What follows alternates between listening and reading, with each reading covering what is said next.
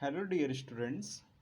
आज हम इस वीडियो में चैप्टर 3 करंट इलेक्ट्रिसिटी का लेक्चर 8 लेके आए हैं।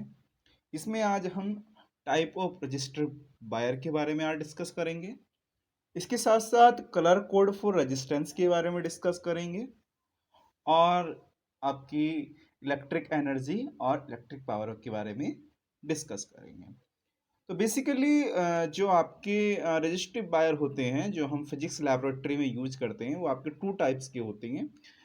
एक तो आपका होता है वायर बाउंड रजिस्टर्स और दूसरा होता है आपका कार्बन रजिस्टर्स।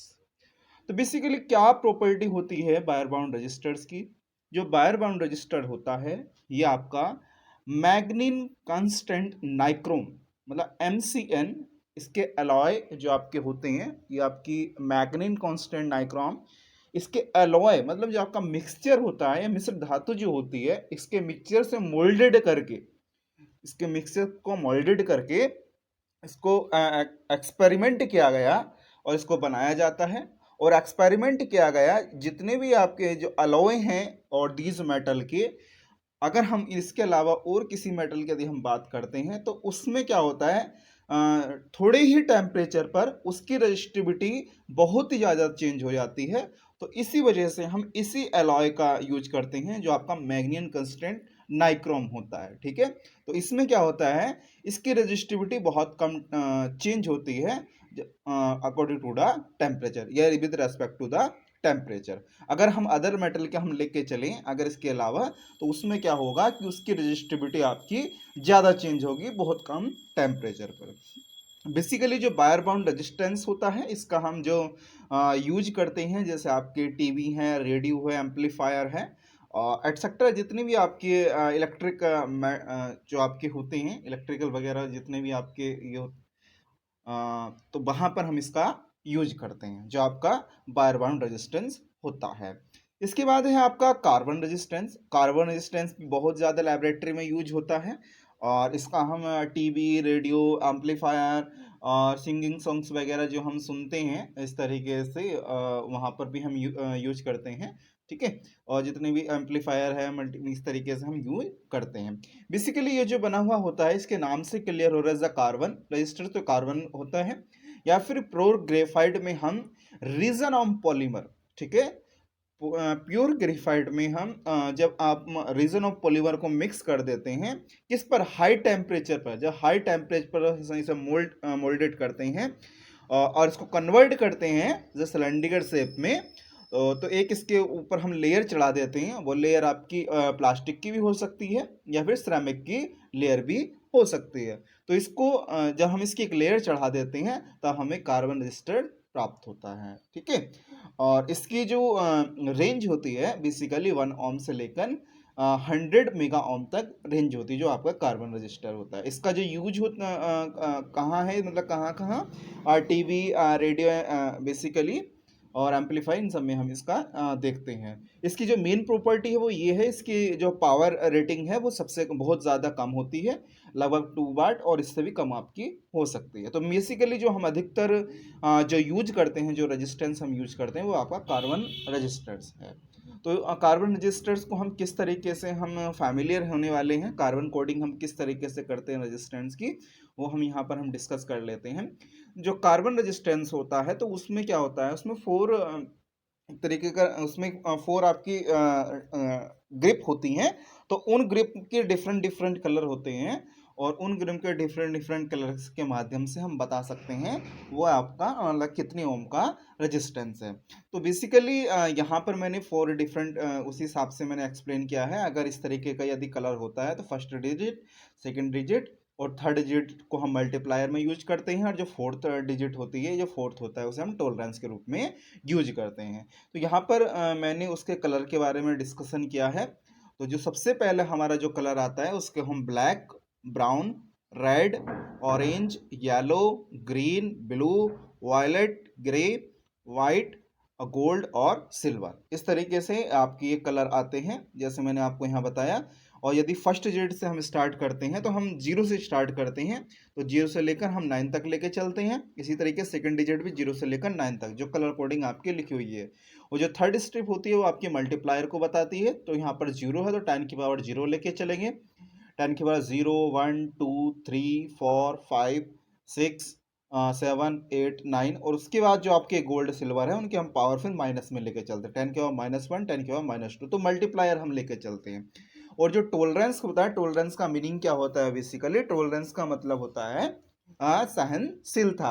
इस सहनशीलता का मतलब ये होता है कि हम कितनी वैल्यू एब्जॉर्ब कर सकते हैं, मतलब कि वो कितनी वैल्यू एब्जॉर्ब कर सकता है। क्योंकि यहाँ पर आप देख रहे हो जितने भी कलर हैं यहाँ पर हम प्लस माइनस में रेंज, तो मतलब उसकी एक रेंज है, मतलब इस पर्टिकुलर रेंज के अंदर या तो +-1 के अंदर, इस रेंज के अंदर इतनी वैल्यू अब्जॉर्ब कर सकता है। ठीक है, तो इस तरीके से उसकी टॉलरेंस टॉलरेंस जो होती है, टॉलरेंस जो बताती है उसमें कितनी अधिक सहनशीलता या कितनी वैल्यू वो अब्जॉर्ब अपने अंदर कर सकता है। तो ब्राउन की +-1%, रेड की +-2%, ऑरेंज की +-3%, येलो की +-4%, गोल्ड की +-5%, और सिल्वर की आपकी +-10%, और कोई यदि कलर नहीं है तो +-20% हम लेके चलते हैं, आपकी टॉलरेंस लेके चलते हैं। अब इसे याद करने की एक ट्रिक होती है, इसको ट्रिक करने के लिए एक शॉर्ट ट्रिक मैं यहाँ पर बता देता हूँ। तो यहाँ पर शॉर्ट ट्रिक है BBROY, Great Britain very good wife, gold silver दे दो। ठीक है, तो इस तरीके से हम याद कर लेते हैं। तो इसे याद करने से, इस तरीके से कलर को याद करना थोड़ा टिपिकल होता है। जैसे आपके कलर मैंने लिखे, तो इनके हम क्या करेंगे, शुरू के नाम ले लेंगे। जैसे बी से आपका ब्लैक हो गया, फिर वी से ब्राउन, आर का मतलब रेड, ओ का मतलब ऑरेंज, वाई का मतलब yellow, R G the green, और वी का मतलब ब्लू, वी का वायलेट, और जी का ग्रे, और डब्ल्यू का वाइट, और इसके बाद गोल्ड सिल्वर हम ऐसे लिख देते हैं, द गोल्ड सिल्वर दे दो। तो इस तरीके से शॉर्ट ट्रिक है, इसे हम याद कर सकते हैं। तो इसके माध्यम से हम आसानी से बता सकते हैं कि कलर कोडिंग किस तरीके से हम रेजिस्टेंस की देख सकते हैं, क्योंकि आप कलर कोड के माध्यम से आप बता सकते हो ये आपका इतने ओम का रेजिस्टेंस है। जैसे मान लीजिए एग्जाम्पल के तौर पर मैं आपको बता दूं, एग्जाम्पल के तौर पर अगर हम लेके चलते हैं कि जैसे मान लीजिए आपको दे दी पहली स्ट्रिप आपको ग्रीन दे दी, तो ग्रीन दे दी, दूसरी आपको ब्लू दे दी, थर्ड आपको ऑरेंज दे दी, और फोर्थ आपको गोल्ड दे दी। इस तरीके से कोई आपके पास क्वेश्चन गिवन है तो आपके कितने ओम का रेजिस्टेंस होगा।